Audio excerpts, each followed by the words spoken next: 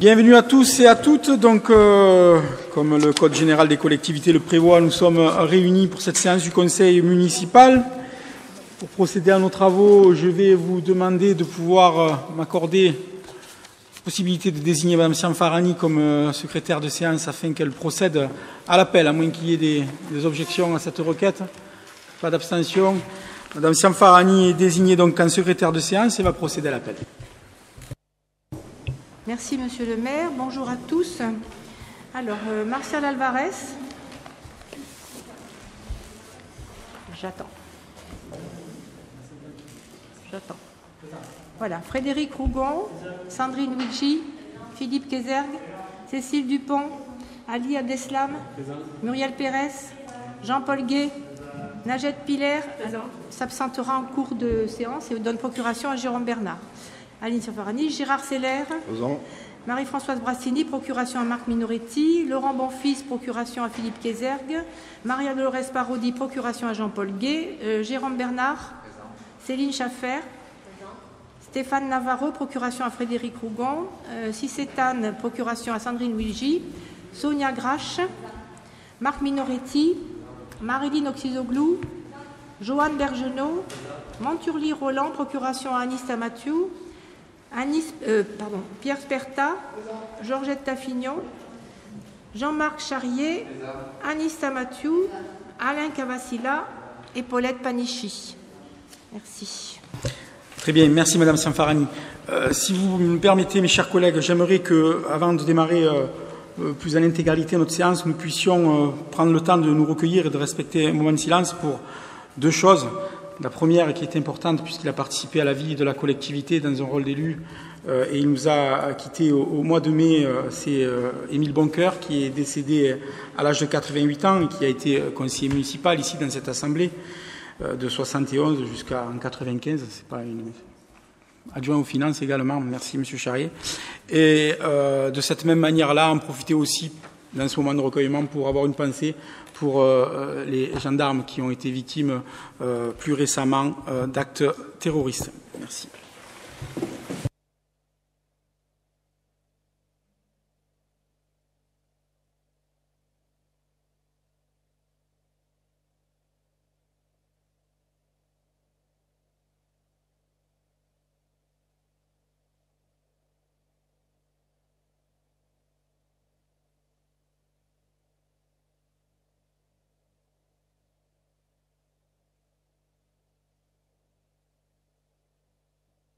Merci mes chers collègues d'avoir bien voulu respecter ce moment de recueillement. Donc il va s'agir aussi de pouvoir approuver le procès verbal du précédent conseil municipal, celui du 12 avril, qui a dû vous être adressé. Appelle-t-il des commentaires, M. Charrier? Oui, Monsieur le maire, pas sur la formulation, parce qu'il n'y a aucune remarque particulière, mais sur la page 15, pour que tout le monde puisse suivre, lors de l'adoption de l'agenda d'accessibilité programmée, nous avions été surpris que dans le document, il était fait référence au terrain de tennis couvert qui demandait des travaux d'aménagement. Et vous nous aviez répondu en dessous que les services nous donneraient des informations complémentaires. J'ai eu ces éléments et donc il s'agit donc du clubhouse. Et moi, ce que je vous propose, si vous en étiez d'accord, c'est plutôt que de le laisser formuler tel quel, c'est-à-dire qu'il n'y ait pas de compréhension de par le public, on puisse vous faire dire dès cette séance-là que renseignement pris auprès des services, il s'agit du clubhouse et non pas des terrains couverts, de façon à ce que dans la compréhension du texte, ça puisse être pris en compte. Voilà. Je vous remercie. Très bien, l'administration a pris note de ces remarques. Voilà, elles seront adoubées au procès verbal et on l'adopte de cette manière. Si vous le voulez bien, j'ai maintenant besoin de votre approbation. Des avis contraires, des abstentions, le voilà adopté. Je vais reprendre l'ordre de la séance. Vous avez vu que nous avons mis sur table une délibération qui a subi une légère modification que nous examinerons un petit peu plus tard. Et on va démarrer l'ordre du jour qui n'est pas chargé, pas trop chargé pour une séance du mois de juin, mais vous le verrez au fur et à mesure de nos travaux, où nous avions quelques impératifs d'échéance à respecter. Donc le premier rapport qui est soumis à votre approbation, il s'agit de désigner un représentant pour la ville de Port-Saint-Louis-du-Rhône au sein du collège des membres de droit de l'association Réussir Provence. Car dans ses statuts, il prévoit la possibilité aux communes de son territoire d'intervention d'intégrer le collège des membres de droit aux côtés du conseil de territoire d'Ist-Ouest Provence, de la maison de l'emploi et de la mission locale. Et compte tenu de l'importance des actions qui sont mises en œuvre par l'association Réussir Provence pour accompagner les personnes éloignées de l'emploi, il est opportun de désigner un représentant de la ville de Port-Saint-Louis-du-Rhône pour siéger au sein du collège des membres de droit de cette association. De cette manière, je vous demanderai bien de vouloir approuver la désignation d'un représentant pour la ville de Port-Saint-Louis-du-Rhône au sein du collège des membres de droit de l'association Réussir Provence conformément à ses statuts, de m'autoriser à signer tous les documents nécessaires à cette désignation et dans ce cadre-là de procéder à la désignation de Madame Aline Sianfarani, conseillère municipale pour siéger au collège des membres de droit de l'association Réussir Provence. À titre d'information, je veux rajouter pour complément que Madame Sianfarani siégeait déjà dans cette association en tant qu'individu et non en tant qu'élu, et que de la même manière, notamment, la ville d'Istres a agi dans le même état d'esprit pour pouvoir donner la possibilité plus officiellement aux communes de pouvoir agir dans cette association. Des commentaires, cette délibération. Madame Taffignon. Monsieur le maire, non, aucun commentaire, si ce n'est que je ne pourrai pas prendre part au vote de cette délibération puisque salariée de l'association Réussir Provence en tant qu'accompagnatrice emploi du pli. Brillante accompagnatrice. Merci Madame Taffignon de cette précision. L'administration a pris note. Des avis contraires sur ce rapport. Des abstentions? Alors, vous avez pris note, le rapport est donc adopté. Nous devons, sur le rapport suivant, désigner des représentants de la commune au sein de la commission locale d'évaluation des charges transférées. Alors, la commission locale d'évaluation des charges transférées, nom de code CLECT, qui fera l'objet de plusieurs débats très prochainement, notamment en ce qui s'agit d'une relation avec le nouvel EPCI qui est la métropole. Car en effet, cette commission est fondamentale pour accompagner le dispositif transitoire des transferts de compétences entre les communes et l'EPCI métropole, visant à l'exercice de plein droit et sur l'intégralité de son périmètre de l'ensemble des compétences des métropoles de droit commun visées à l'article L. 5217-2 du Code général des collectivités territoriales, à l'exception des attributions d'autorité concessionnaire de l'État pour les plages. Donc le Conseil de métropole a délibéré lors de son assemblée plénière du 28 avril dernier sur les modalités de création et de composition de la CLECT. Afin d'assurer une représentation équitable des 92 communes, la délibération prévoit ainsi la représentation de chaque commune par un représentant titulaire et un représentant suppléant. Je vous demanderai donc de bien vouloir m'autoriser à être le représentant titulaire dans cette commission pour la ville de Port-Saint-Louis-du-Rhône et d'être accompagné par M. Philippe Kayser comme représentant suppléant pour siéger au sein de la commission locale d'évaluation des charges transférées et de préciser ainsi qu'il est important de savoir que dans le cadre des compétences qui sont exercées par la métropole et de la loi NOTRe qui a cadré le dispositif des responsabilités des différents territoires, ça ne sera pas neutre et qu'il va falloir accompagner ce processus puisque nous avons déjà programmé le retour vers les communes d'une compétence qui était exercée par l'ex-PCI, on parle de la culture. Nous savons aussi que nous devons déjà aussi préparer peut-être à flécher des compétences exercées aujourd'hui par les communes vers la métropole et d'en définir leur cadre d'action. On pense notamment à la voirie. Voilà, sur ce rapport, des commentaires. Il n'y en a pas, je vais le soumettre au vote. Des avis contraires, des abstentions. Le rapport est donc adopté. Je vous en remercie.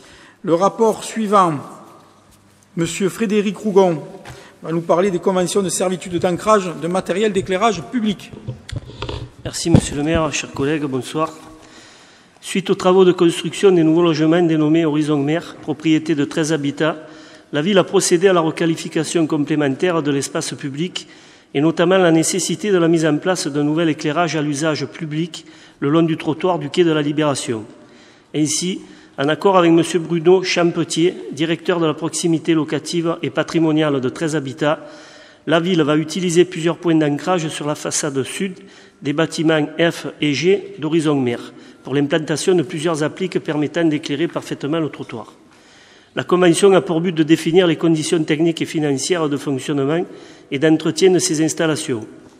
Pour des raisons d'efficacité de gestion et d'économie d'échelle, il est proposé que la ville prenne en charge l'entretien de ces appliques, fourreaux, câbles, ainsi que le boîtier de raccordement. L'entretien de l'éclairage public, changement d'ampoules, de matériel, etc., et de fonctionnement, paiement de l'électricité, reste bien entendu à la charge de la ville, quel qu'en soit le propriétaire, 13 habitats ou la ville. Le propriétaire 13 habitats, quant à lui, assure la maîtrise d'ouvrage sur l'ensemble des bâtiments horizon mer et de ses équipements. Il prend en charge les dépenses de fonctionnement, d'entretien et d'investissement du bâtiment. Il est donc proposé au conseil municipal de donner un avis favorable de la commission compétente, d'approuver les termes de la convention, d'autoriser monsieur le maire à signer avec 13 habitats la convention de mise à disposition des moyens matériels et tout document s'y rapportant. Merci monsieur Rougon. Des commentaires sur ce rapport que je soumets au vote. Des avis contraires, des abstentions adoptées à l'unanimité. Merci. Le rapport suivant sera rapporté par Ali Abdeslam. Merci monsieur le maire. Bonsoir à toutes et à tous. La ville de Port-Saint-Louis-du-Rhône est engagée dans un contrat de ville intercommunal qui a été signé le 23 octobre 2015 par une quarantaine de partenaires dont l'État, le conseil régional PACA, le conseil départemental des Bouches-du-Rhône et l'intercommunalité. Le contrat de ville d'une durée de 5 ans, de 2015 à 2020, est le cadre de mise en œuvre du projet de développement social et urbain en faveur des habitants des quartiers en difficulté, reconnu comme prioritaire afin de réduire les écarts entre ces territoires et leur environnement. Dans le cadre de la première programmation 2016 du contrat de ville, la ville de Port-Saint-Louis-du-Rhône a présenté 2 projets sur le pilier cohésion sociale, tels que définis par la loi de programmation de 2014, afin de répondre aux axes prioritaires retenus par l'appel à projets concernant les 4 volets suivants: la réussite éducative, la citoyenneté et l'accès aux droits, la prévention de la délinquance, la santé. La ville est rejointe dans ses orientations par les partenaires qui ont souscrit à la pertinence de ces actions, validées par le comité de pilotage du contrat de ville du 21 avril 2016. Ces actions ont un coût global de 47 514 €. Le comité de pilotage du contrat de ville a validé le financement de ces actions pour un montant de 23 459 € répartis entre la ville, la région PACA et la métropole Aix-Marseille-Provence tel que présenté dans le tableau ci-joint. Il est proposé au conseil municipal de solliciter les participations financières telles que mentionnées dans le tableau joint en annexe auprès de la métropole Aix-Marseille-Provence et du conseil régional PACA, de confirmer l'inscription de ces dépenses au budget primitif 2016 de la commune. Je commente le tableau ou c'est pas la peine? Titre de l'action, citoyenneté ou comment être bien dans sa vie, dans sa ville. Donc coût total de l'action 22 772 €. Subvention du contrat de ville, 16 989 €. Répartition de la subvention du contrat de ville, donc la part de la ville, 7 489 €, la part de la métropole, 6 500 € et la part de la région, 3 000 €. Ensuite, le titre de l'action, favoriser l'accès à la citoyenneté, un coût total de l'action qui s'élève à 24 742 €, avec une subvention du contrat de ville portée à 6 470 € et les répartitions de la ville à 3 470 € et la prise en charge de la région à 3 000 €. Très bien. Sur ce rapport, y a-t-il des commentaires? Il n'y en a pas. Je le soumets à votre approbation. Des avis contraires? Des abstentions adoptées à l'unanimité. Merci beaucoup. Monsieur Abdeslam, pour le rapport suivant et pour le versement des participations de la commune aux associations. La ville de Port-Saint-Louis-du-Rhône est engagée dans un contrat de ville intercommunal qui a été signé le 23 octobre 2015 par une quarantaine de partenaires dont l'État, le conseil régional PACA, le conseil départemental des Bouches-du-Rhône, l'intercommunalité. Conformément à la loi de programmation pour la ville et la cohésion urbaine promulguée le 21 février 2014, ce contrat de ville est mis en œuvre à l'échelle intercommunale pour une durée de 5 ans, de 2015 à 2020. Au travers de ce dispositif, la ville apporte son soutien à la mise en œuvre de projets associatifs qui contribuent au développement social et urbain en faveur des habitants des quartiers en difficulté. Les associations jouent ainsi un rôle déterminant dans la mise en place sur notre territoire d'actions répondant aux différents axes prioritaires de la politique de la ville, que sont la cohésion sociale, le cadre de vie et le renouvellement urbain, le développement de l'activité économique et de l'emploi. La ville consacre en 2016 une enveloppe de 130 000 € en soutien aux opérations programmées dans le cadre du contrat de ville, ayant fait l'objet d'une validation par un comité de pilotage composé de différents partenaires financeurs. Ce comité de pilotage, réuni en sous-préfecture d'Istres le 21 avril 2016, a retenu en première programmation 26 projets en déterminant pour chacun les engagements financiers de chaque partenaire. La ville porte sa participation en faveur des associations à hauteur de 42 993 € en cofinançant 16 projets. Il convient d'accompagner ces projets selon les budgets présentés avec les répartitions financières fixées. Il est proposé au conseil municipal d'approuver le versement des participations de la ville aux associations mentionnées dans le tableau ci-joint. Alors, l'opérateur ADEJ droit au quotidien, subvention de contrat de ville 2 000 € avec une part de la ville qui s'élève à 1 000 €. L'AMPA 13, réflexion et prévention addictologie, subvention contrat ville 6 000 €, part de la ville à 3 200 €. CDAD, consultation juridique gratuite, subvention contrat ville 2 113 €, part de la ville 846 €. Le CDFF, accès aux droits, écoute et information juridique des femmes et des familles, contrat de ville 2 400 €, part de la ville 1 000 €. L'association Écoute-Voir, pour se faire du bien, contrat de ville 1 300 €, part de la ville 300 €.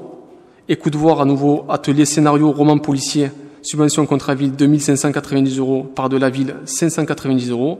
Espace médiation, médiation sociale, subvention contrat ville 3 500 €, part de la ville 3 500 €. Espace santé jeune MDA, point relais, écoute information, prévention des soins pour les 11-25 ans et leur entourage, contrat de ville 9 557 € avec une part de la ville qui s'élève à 3 557 €. Ilotopie, cité Tube à Port-Saint-Louis, contrat de ville 8 500 € avec une part de la ville à 3 000 €. Maison pour tous l'envolée, insertion sociale par l'apprentissage et linguistique, contrat de ville 12 000 € avec une part de la ville qui s'élève à 4 000 €. Maison pour tous l'envolée, vivre ensemble, contrat de ville 16 000 €, participation de la ville 7 000 €. Maison pour tous l'envolée, plateforme généraliste de cohésion sociale, subvention contrat ville 15 000 € avec une participation de la ville à 2 000 €. Mission locale Ouest-Provence, le corps dans tous ses états, subvention contrat ville 3 500 €, part de la ville 3 500 €. Moderniser sans exclure, Sud, créer et faire vivre des instances de participation citoyenne active, créative et pérenne, subvention contrat de ville 9 000 € avec une participation de la ville qui s'élève à 6 000 €. Secours catholique, parler, lire, écrire la vie, subvention de contrat de ville 1 000 € avec une participation de la ville à 1 000 €. Et enfin, le secours catholique, 1000 et une culture, contrat de ville 5 000 € avec une participation de la ville qui s'élève à 2 500 €. Secours populaire. Pardon. Merci. Merci pour la présentation de ce rapport, des commentaires. S'il n'y en a pas, je le soumets à votre approbation. Des abstentions, des votes contre, il est adopté à l'unanimité. Merci beaucoup. Le rapport suivant sera présenté par Monsieur Jérôme Bernard. Merci. Le Conservatoire du littoral a acquis depuis 1980 l'été du Levant et du Mazet pour une superficie d'environ 150 hectares, aujourd'hui co-géré par le Parc naturel régional de Camargue et par la ville, sur la base d'un plan de gestion qui précise les différentes orientations en matière écologique, cynégétique et d'ouverture au public. La chasse étant pratiquée sur l'ensemble des espaces naturels de la commune, la ville a souhaité qu'une meilleure coordination des usages se fasse sur ces terrains. Ainsi, elle a incité à ce que des conventions cynégétiques soient définies en partenariat avec le Conservatoire du littoral et l'association communale de chasse agréée. La gestion cynégétique peut à ce titre être un des volets de la gestion des sites du Conservatoire du littoral si elle concourt à la conservation des espaces et des espèces compte tenu des exigences du site écologique, scientifique, culturel, économique, social et récréationnel, ainsi que des particularités régionales et locales.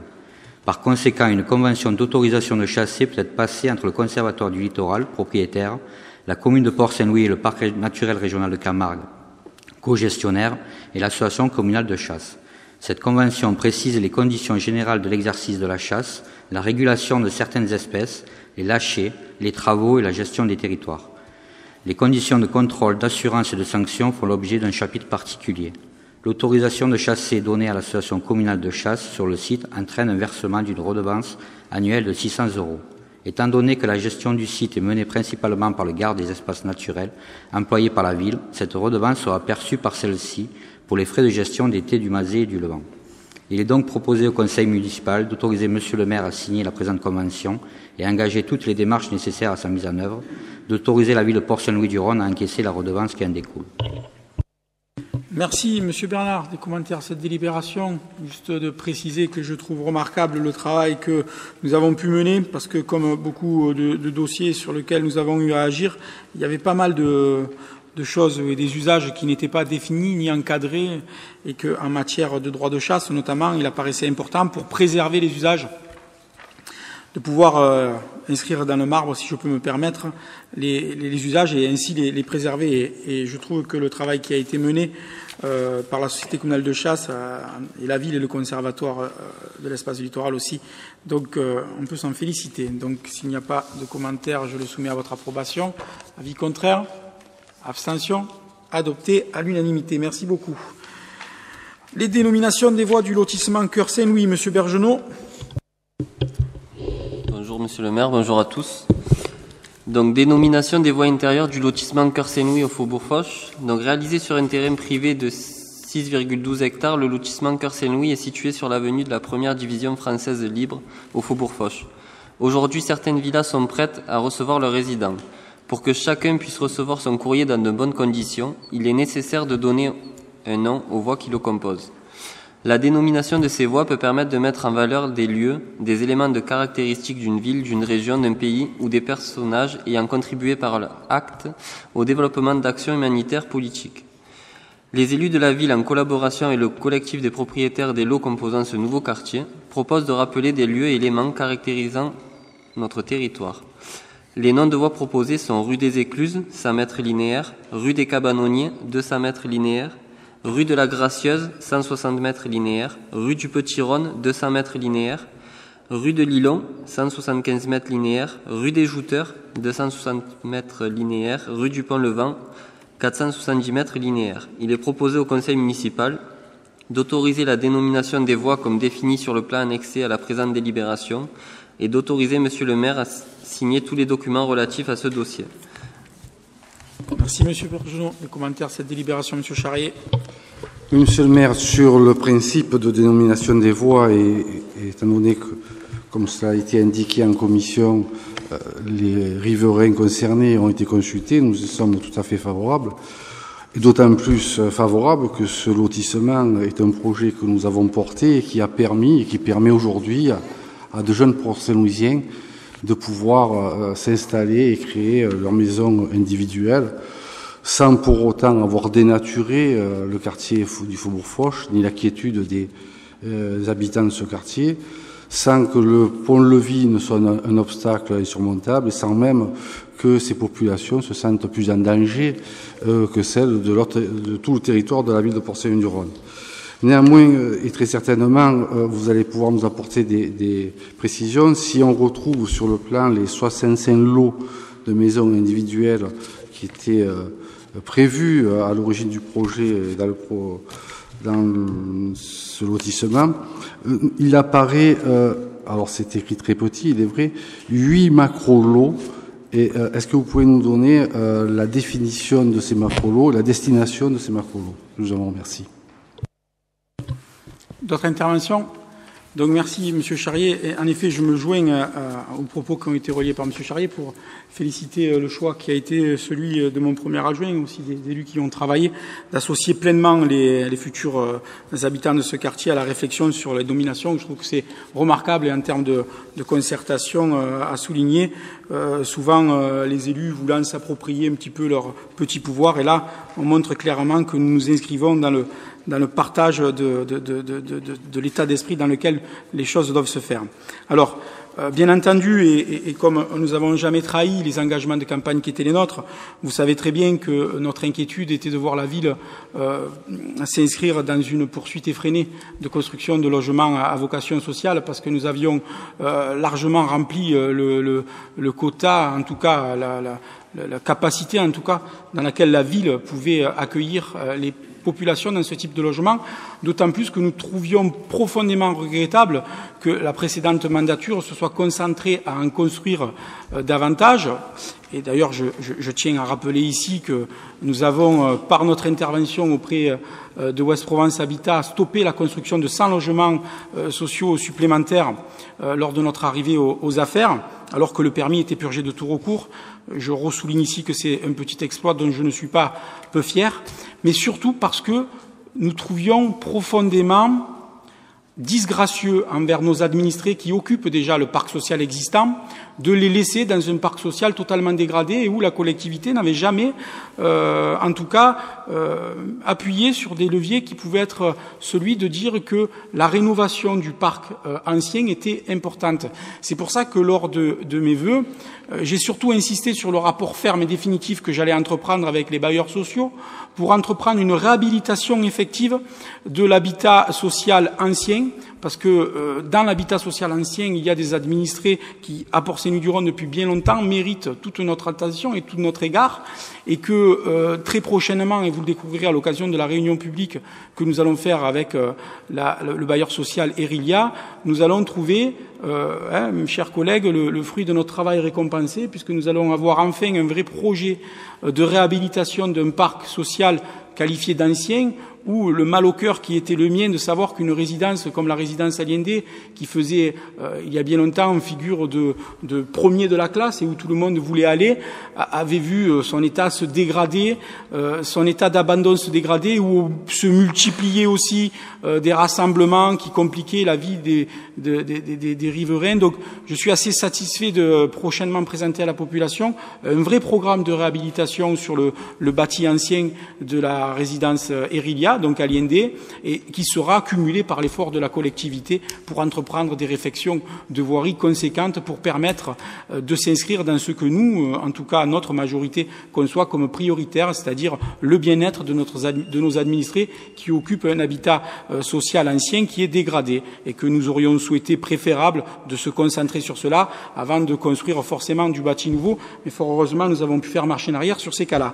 Et en effet, lors du permis d'aménager de ce lotissement, nous avions suspendu notre approbation parce que nous étions très inquiets quand nous avions face à la définition de macro-lots et que nous avions surtout le recul de ce que vous aviez entrepris sur l'urbanisation de la ville, des possibilités de voir ce qui pourrait se passer dans ce lotissement. Donc c'est avec beaucoup de sérénité que je vous annonce que la seconde phase du permis d'aménager va être prochainement abordée et signée avec le promoteur, et que les macro-lots seront seront en totalité, employons les mots qu'il faut, tous les espaces d'ailleurs sur lesquels le second permis d'aménager va être attribué seront de la même manière que dans la première tranche des lots individuels à destination des Porcénuisiens qui voudraient acquérir une parcelle, y construire leur maison, y construire leur avenir à Porcé-Nuit-du-Rhône. De cette manière, nous respectons l'engagement de campagne qui a été le nôtre et qui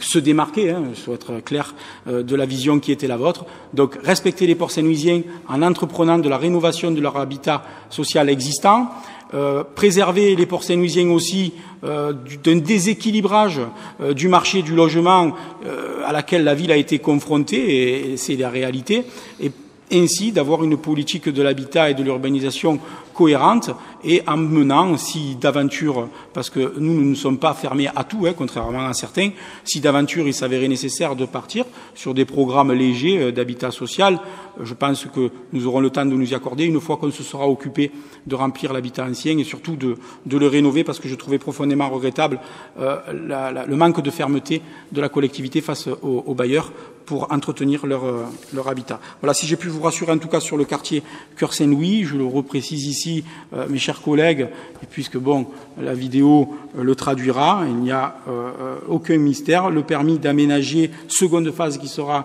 délivré avec GGL ne comportera à nouveau que des lots individuels. Monsieur Charrier. Oui, écoutez, d'abord une précision. Dans le projet initial, il n'était prévu aucun logement social en location, en tous les cas. Il était prévu de l'accession à la propriété sociale, ce qui permettait à des familles de revenus moyens de pouvoir accéder à la propriété. Je crois que c'est important de le préciser. Et d'autre part, je suis assez surpris Bon, j'entends vos propos sur la dégradation du logement à Port-Saint-Louis-du-Rhône et sur le fait de déséquilibre. Je tiens quand même à préciser que de 2008 à 2014, il a été donné autant de permis de construire à l'accession à la propriété que de permis de construire à l'accession sociale. Voilà. Et quand je dis accession sociale, je comprends également à l'intérieur des habitations individuelles. Mais je pense qu'il faut bien avoir à l'esprit que oui, nous avions également réfléchi et interpellé notamment Erelia par rapport à la situation de la cité Allende, fortement dégradée. C'est le désengagement de l'État, le désengagement financier de l'État qui ne nous avait pas permis à cette époque de pouvoir porter la réhabilitation, sans quoi la commune aurait dû prendre à sa charge la part de l'État, et c'est la raison pour laquelle nous n'avons pas pu les réaliser. C'est très bien aujourd'hui que ça puisse être fait. Rappelez également, et vous l'avez dit dans votre propos, et cela nous rassure, que près de 80%, je dirais, de la population est éligible au logement social, c'est-à-dire a des revenus qui pourraient lui permettre d'accéder à ce type de logement, et que si avant 2008 il fallait entre 18 et 24 mois pour avoir un logement dit social, nous avons réussi dans les 6 ans qui ont été de notre mandature à le réduire considérablement. Et rappelez également qu'il y avait quand même des jeunes couples qui étaient obligés de vivre avec leurs parents chez leurs parents. Donc il y a une situation très difficile et nous avons pu donner aux jeunes Port-Saint-Louisiens la possibilité d'avoir leur totale indépendance. Donc concernant le Cœur Saint-Louis, en tous les cas, on se réjouit de l'annonce que vous faites aujourd'hui et en tous les cas, nous sommes très fiers d'avoir pu contribuer à ce que les Port-Saint-Louisiens trouvent un terrain à bâtir. Avant de donner la parole à Madame Taffignon, à ceci près que nous sommes nous aussi impactés par la diminution des dotations de l'État. Donc c'est des choix. On ne peut pas se cacher. Derrière, à l'époque, on ne pouvait pas. Ou alors, je vais encore retrouver dans la presse que je continue encore à faire ce que Charrier avait engagé. Donc, à un moment donné, j'espère qu'on arrêtera, qu'on sortira, qu'on fera le tour de cette boucle-là. C'est une question de choix. Oui, mais c'est une question de choix. Je veux dire, on peut penser à tout. Je veux dire, et c'est bien normal. Je veux dire, vous avez tous des cerveaux, vous réfléchissez pour l'intérêt de la ville. Donc il y a tout un tas de dossiers auxquels vous avez pensé, heureusement. Mais ça, je le mets pas en doute. Mais entre penser et réaliser, c'est le choix.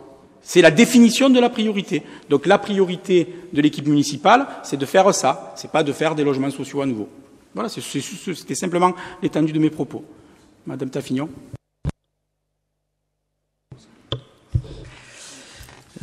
Oui, pour revenir sur la remarque que vous faisiez, une de nos préoccupations a quand même été, vu l'état des parcs sociaux lorsqu'on est arrivé en 2008, une de nos préoccupations a quand même été d'améliorer, et ça vous ne pouvez pas le renier, le cadre de vie dans ces parcs sociaux. Parce que oui, on aime la ville, moi j'aime ma ville, j'aime les habitants et je les respecte, et c'est vrai qu'il y avait un cadre de vie qui n'était pas digne de ça. Alors c'est vrai que construire du nouveau c'est bien, mais améliorer et réhabiliter le cadre de vie de l'ancien c'est important. Je voudrais quand même saluer le travail de nombreux demandeurs d'emploi de Port-Saint-Louis-du-Rhône qui étaient salariés de l'association Amélie, qui ont contribué pendant plusieurs années à améliorer le cadre de vie du parc social 13 habitats et qui continue toujours. Et après maintes et maintes rencontres et la ténacité aussi, parce que quand même on en a, on est arrivé à faire la même chose sur la résidence Allende. C'est vrai que je regrette que l'association Amélie ne puisse pas continuer à entretenir tout le travail qui est fait, parce que moi aussi j'ai mal au cœur quand je passe et que je vois près de 2 ans de travaux d'hommes et de femmes qui se sont appliqués à améliorer, et on voyait nettement la différence et tous les habitants étaient ravis, et puis maintenant, voilà, le travail n'est pas entretenu et c'est dommage. Donc quand même, la qualité de vie des habitants de Port-Saint-Louis était aussi une de nos préoccupations. Mais je n'en douterai jamais, Madame Taffignon. Je disais juste qu'à un moment donné, les moyens qui sont donnés à une collectivité, les restreint dans ses choix, et on définit des priorités, et après on agit. Et c'est vrai que, de cette manière-là, le cadre qui sera fixé avec le bailleur social Erilia sur la répartition des tâches sera inclus dans ce projet de réhabilitation, et après, les gens prendront leurs responsabilités pour l'entretien des voiries, comme pour l'entretien des espaces verts, et enfin, ça se fera. Et nous n'aurons pas à intervenir comme ça pour mettre, alors, je sais pas comment ça s'appelle, c'est des pansements sur les jambes en bois, là. On dit un truc comme ça. Mais, merci. Merci. Donc voilà, non, ce que je voulais définir, c'était bien entendu, comme c'est ce qui fait le sens et l'action des uns et des autres. Hein. On est tous et toutes confrontés à des choix et on définit des priorités. On annonce simplement la nôtre. Donc maintenant, s'il n'y a pas d'autres interventions, je vais le soumettre à votre approbation, ce rapport. Des avis contraires, des abstentions, adopté à l'unanimité. Merci beaucoup. Le rapport suivant sera rapporté par Monsieur Frédéric Rougon. Avis sur dossier de consultation du public, demande d'enregistrement au titre des installations classées pour l'environnement, formulée par la métropole d'Aix-Marseille-Provence en vue d'exploiter une nouvelle déchetterie sur la zone du Mallebarge à Port-Saint-Louis-du-Rhône. Le SAN, gestionnaire de la déchetterie intercommunale jusqu'à la création de la métropole, a déposé le 18 décembre 2015 un dossier d'installation classée pour l'environnement, pour la réalisation d'une nouvelle déchetterie mieux adaptée aux besoins des particuliers et des professionnels et dont les horaires d'ouverture seraient élargis du lundi au samedi de 8h30 à 12h et de 13h30 à 18h pour répondre au mieux à la demande. Cette démarche découle du constat que la déchetterie actuelle n'est pas adaptée aux besoins de la ville. En effet, l'augmentation de la production de déchets et les problèmes de gestion des flux entre les particuliers et des professionnels ont conduit l'intercommunalité à prendre la décision de réaliser une nouvelle déchetterie. Conformément à l'article R512-46-11 du Code de l'environnement, le conseil municipal est invité à donner son avis sur les demandes d'enregistrement d'installations classées pour l'environnement. Par arrêté numéro 105-2016 ENRG du 27 mai 2016, le préfet des Bouches-du-Rhône ouvre par ailleurs la consultation du public concernant cette demande formulée à présent par la métropole Aix-Marseille-Provence. Le dossier est consultable à la direction des services techniques Villa Pec Camargue, avenue Marcel Baudin, du lundi 27 juin 2016 au lundi 25 juillet 2016 inclus, pendant les jours et heures d'ouverture des bureaux du lundi au vendredi de 8h30 à midi et de 13h30 à 17h.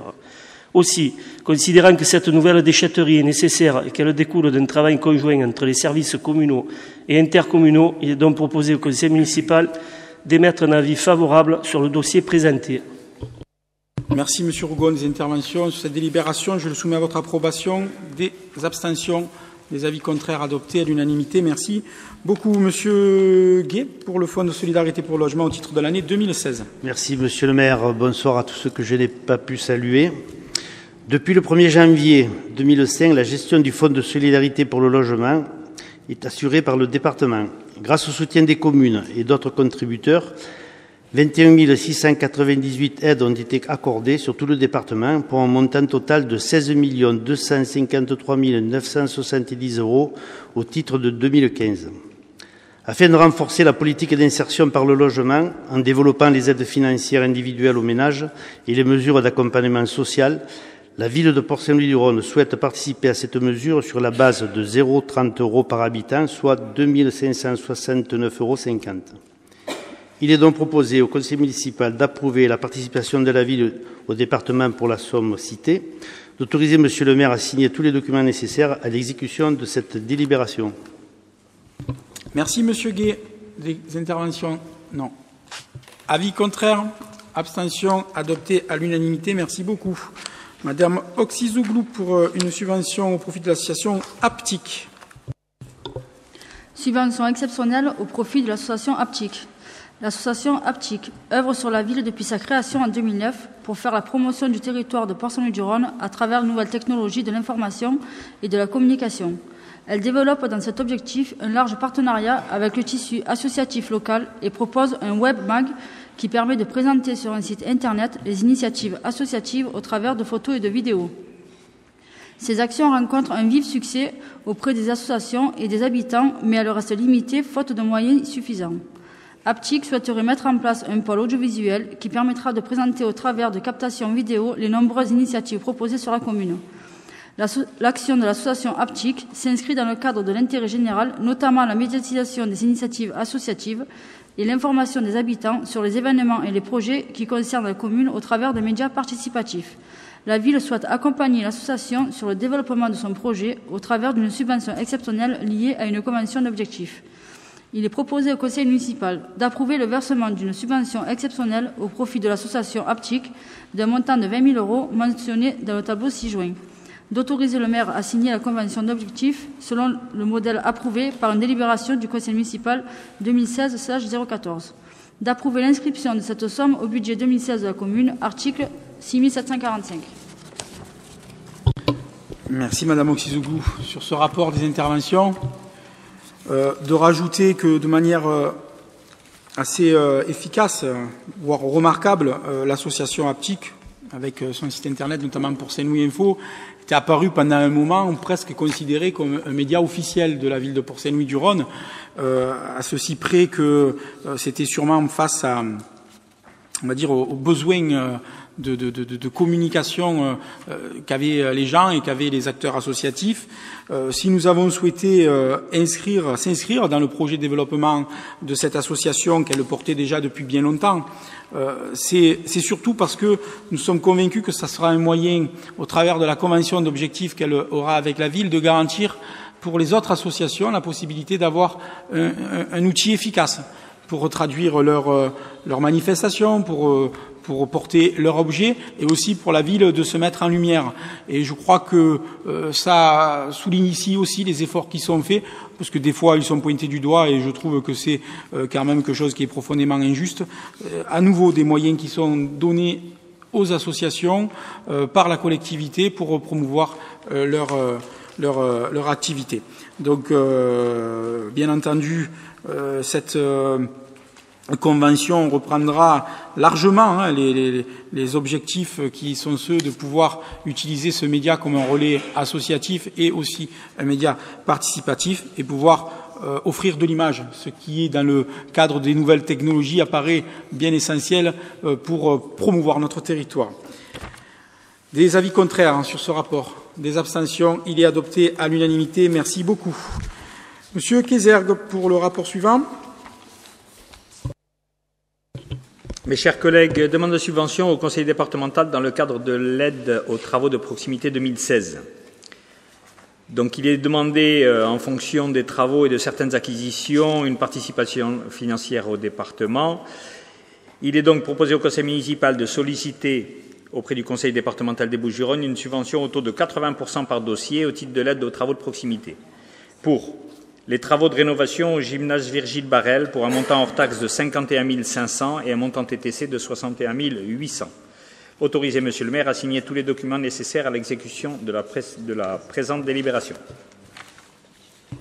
Sur ce rapport, pas d'intervention, des votes contre, des abstentions, adopté à l'unanimité. Monsieur Kézergue, pour le rapport suivant. À nouveau, une demande de subvention au département pour l'acquisition foncière en vue de l'extension de l'avenue Édouard Bergenot et de la requalification de la rue Max Dormois. Et on demande une subvention la plus élevée possible au titre du FDADL 2016 pour un montant hors taxe de 637 300 €. Des avis contraires, des abstentions, adopté à l'unanimité. Monsieur Kézergue, à nouveau. Remboursement de frais bancaires à Madame Munoz Chantal. Madame Munoz était gérante de la société Chalamy, correspondant au restaurant L'Antidote sur la commune de Port-Saint-Louis-du-Rhône. Un titre de recette d'un montant de 235 € a été émis concernant l'occupation temporaire du domaine public pour la terrasse du restaurant. Cependant, ce titre a été émis à tort sur son compte personnel en lieu et place de la société Chalamy. Cette erreur lui a occasionné des frais financiers à hauteur de 113 €. Les justificatifs attestant du lien de causalité entre les frais bancaires et le titre de recette émis par la commune ont été fournis. Il est donc proposé au conseil municipal d'accepter le remboursement d'un montant de 113 € à Madame Munoz et d'autoriser le maire à signer tout document nécessaire à l'exécution de cette délibération. Très bien, je suppose qu'il n'y a pas d'objection à cette formalité. Des abstentions, adopté à l'unanimité. Une décision modificative, Monsieur Kézergue. Le budget primitif étant prévisionnel, il convient de le réajuster en cours d'exercice budgétaire. Une décision modificative est nécessaire pour prendre en compte l'apparition de besoins imprévus ou l'annulation et le report d'opérations ponctuelles, tant dans la section de fonctionnement qu'en investissement.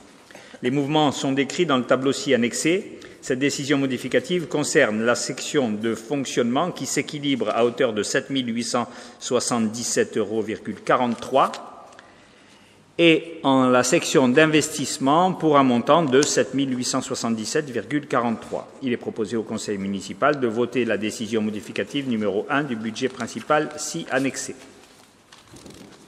Des commentaires sur ces rapports qui ont été vus en commission des finances, je suppose. Abstention. Avis contraire.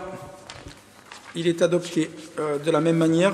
De la même manière, budget annexe des ports, et donc il s'équilibre en dépenses et en recettes à 1 078,86 €. Je suppose le même vote. Merci. Le rapport suivant, il s'agit justement du rapport sur lequel vous avez une légère modification dans la rédaction. Je vous le préciserai. Donc, il s'agit de l'instauration de la taxe locale sur la publicité extérieure à compter du 1er janvier 2017. Vu le Code général des collectivités et notamment les articles qui le permettent, et considérant que les communes ou les établissements publics de coopération intercommunale peuvent, par délibération prise avant le 1er juillet de l'année précédente, celle de l'imposition, instaurer une taxe locale sur la publicité extérieure, frappant les supports publicitaires dans les limites de leur territoire. Considérant que cette taxe est une taxe qui frappe les supports publicitaires fixes, visibles de toute voie ouverte à la circulation publique, au sens de l'article R 581.1 du Code de l'environnement, à l'exception de ceux situés à l'intérieur d'un local. Que la taxe concerne les 3 types de supports suivants. Les enseignes, à savoir toute inscription, forme ou image apposée sur un immeuble ou installée sur un terrain, dépendance comprise et relative à une activité qui s'y exerce. Les préenseignes, à savoir toute inscription, forme ou image indiquant la proximité d'un immeuble où s'exerce une activité déterminée. Les dispositifs publicitaires, à savoir toute inscription, forme ou image destinée à informer le public ou à attirer son attention. Les dispositifs dont le principal objet est de recevoir les dites inscriptions, formes ou images sont assimilés à des publicités. Considérant que la taxe est assise sur la superficie exploitée hors encadrement, que les exonérations au titre de la TLPE sont prévues à l'article 2333.7 du CGCT, considérant que la taxe est payable sur la base d'une déclaration annuelle à la collectivité qui doit être effectuée avant le 1er mars de l'année d'imposition pour les supports existants au 1er janvier, les supports créés ou supprimés en cours d'année font l'objet de déclarations supplémentaires qui doivent être effectuées dans les 2 mois suivant la création ou la suppression. C'est ce qu'on a rajouté, ça, non? C'est ça? Après?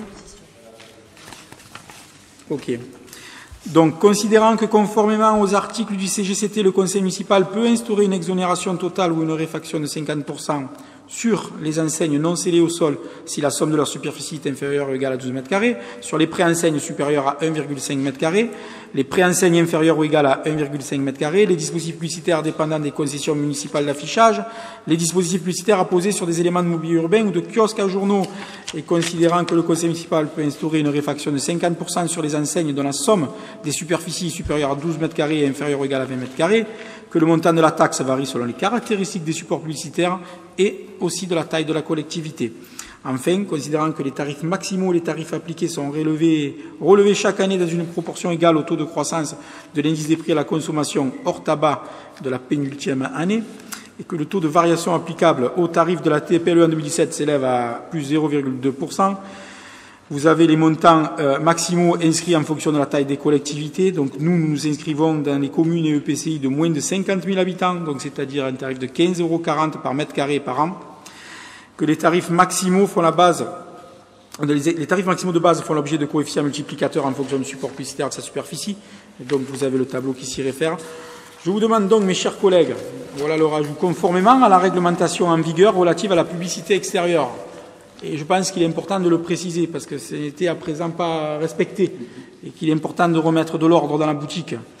Conformément à la réglementation en vigueur relative à la publicité extérieure, aux enseignes et préenseignes, une demande d'autorisation préalable de type CERFA de la nouvelle installation d'un dispositif ou de matériel supportant de la publicité, une préenseigne ou une ancienne, doit être déposée auprès de la commune de Port-Saint-Louis-du-Rhône. faut apprendre aussi à respecter un petit peu les choses et les responsabilités des uns et des autres.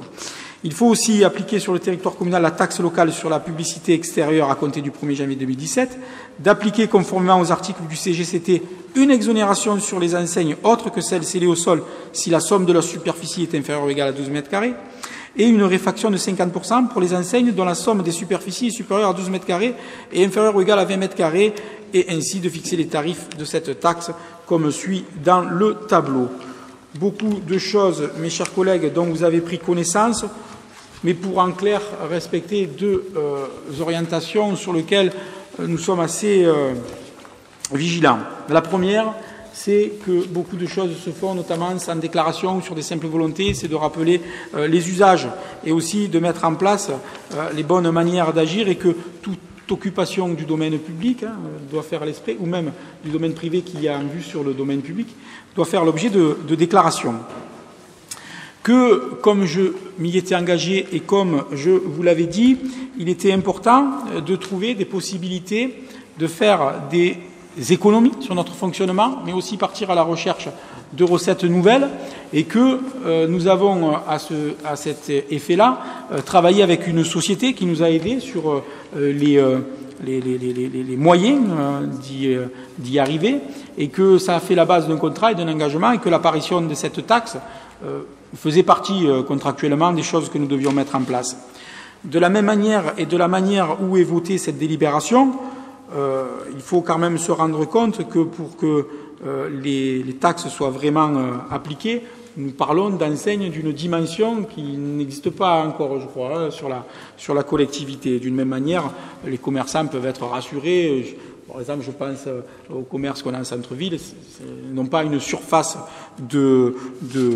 d'exposition qui les contraindrait à cette taxe. Mais si demain, dans la croissance de la ville, il venait à avoir des occupations plus larges, je ne vois pas pourquoi la collectivité et les administrés, donc qui souffriraient aussi de cette exposition à la publicité, ne pourraient pas bénéficier des dédommagements qui sont prévus à cet effet par la loi. Je suppose que cette délibération a dû faire l'objet en commission d'explications détaillées.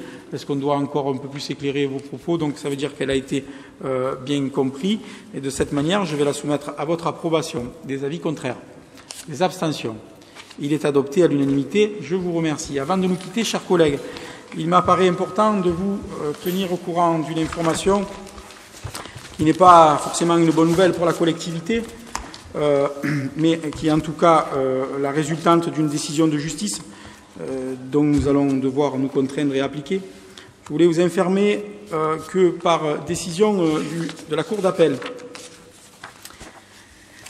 qui a statué le mois dernier sur une affaire qui opposait la ville à une ancienne salariée d'une association qui était Robert Mathieu, et qui, dans le cadre de la municipalisation, avait vu son contrat de travail rompu, et qui avait fait l'objet d'une alors on appelle ça une bataille, mais en tout cas d'une saisine des cours de justice concernés, et que l'affaire étant en appel, le jugement confirme que le licenciement ne repose pas sur une cause réelle et sérieuse, et que la commune de Port-Saint-Louis-du-Rhône est condamnée à lui payer la somme de 90 000 € à titre de dommages et intérêts, ainsi que de payer la somme de 2 000 € en application des dispositions de l'article 700 du Code de procédure civile.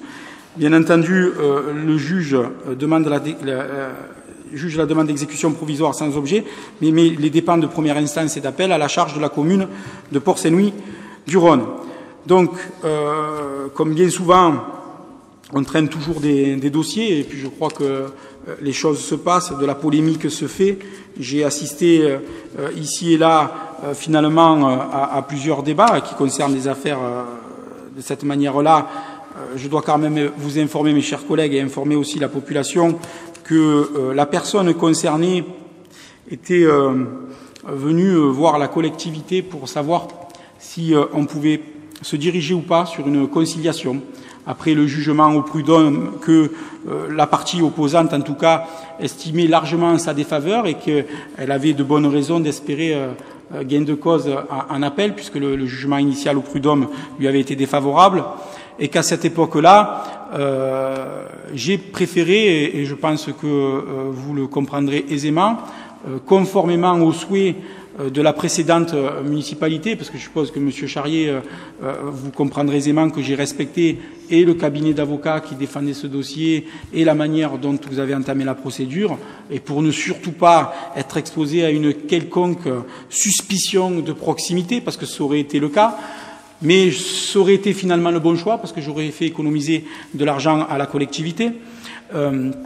Nous nous retrouvons aujourd'hui confrontés, et j'insiste, avec le même conseil. J'ai gardé le même conseil, le même cabinet d'avocats, et de la même manière, je lui ai soumis la possibilité d'interférer en cassation. Et le rendu de sa note est concrètement direct. La cassation ne jugeant que le fond, la forme ayant été jugée, il a largement estimé nos chances en cassation quasiment nulles, et que le fond étant traité de la même manière. Donc, je veux quand même souligner que finalement, vous voyez, on peut passer par étapes et donner par moments des leçons à certains. Il faudrait mieux des fois de garder sa langue dans sa poche. J'ai entendu ici des propos fort désagréables par rapport à des affaires précédentes, et des fois on est contraint par la force des choses à faire des décisions qui pèsent, et de se pourvoir un exemple n'est pas souvent la meilleure des méthodes. C'est pour ça que moi je ne rajouterai pas plus à ces propos, mais juste je pense qu'il est important de vous informer que d'une part cette somme va grever fortement les capacités de fonctionnement de la collectivité, mais surtout regretter, puisqu'à l'époque nous l'avions de notre côté signalé, que la procédure mise en place nous paraissait assez lourde et difficile envers les agents qui étaient concernés, en tout cas l'agent qui a été concerné et pénalisé par cette affaire, même si la justice aujourd'hui la réintègre dans ses bons droits. Monsieur Charrier. Oui, monsieur le maire, je crois que la justice a pris une décision, et il ne m'appartient pas d'apporter une quelconque remarque. Voilà.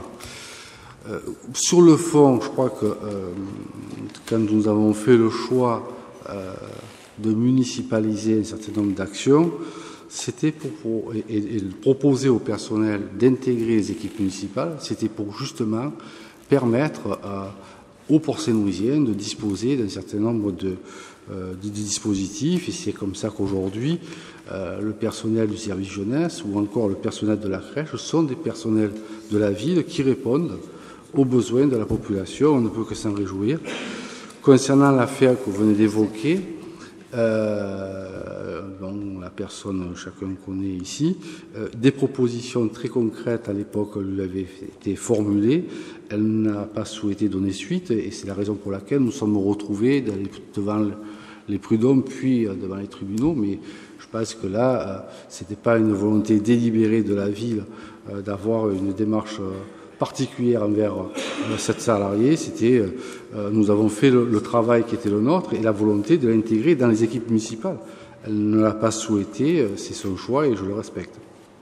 Très bien, merci Monsieur Charrier. Par rapport au jugement qui a été rendu, il faut considérer quand même que les propositions qui ont été faites par la collectivité ne répondaient pas aux obligations de la collectivité. Mais de cette manière-là, je veux traduire ici que jamais je ne vous accuserai de ce fait de quoi que ce soit, mais des fois de prêter des attentions de chasse de sorcières aux uns et aux autres, comme on a pu vouloir m'en accuser. Je trouve ici, des fois, dans l'exercice des fonctions, vous le voyez, des moments où, comme je le disais tout à l'heure, il vaut mieux essayer de se respecter et de faire les choses de manière très cohérente. Je vous remercie pour votre attention et puis je vous souhaite une bonne fin de soirée.